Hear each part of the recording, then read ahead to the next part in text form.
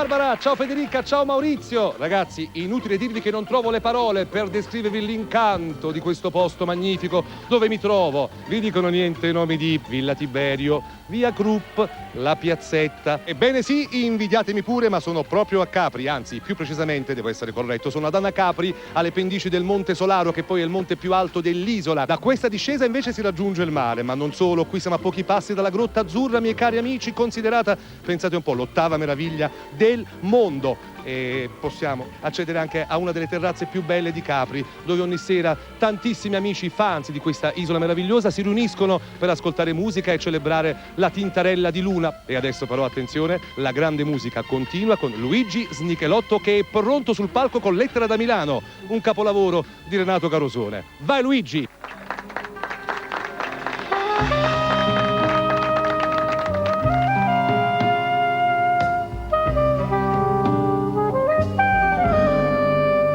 Caro Gennaro,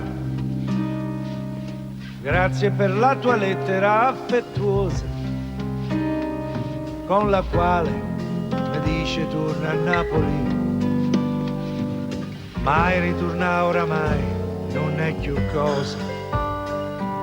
Tu sai si songono napolitano, ma non mi posso muovere a Milano.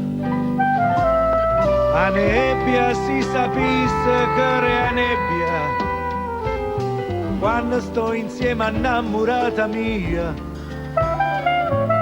Abbiamo abbracciato rinda stacque anni e ci passiamo ora mezza via. I maccheroni e pure che ci stanno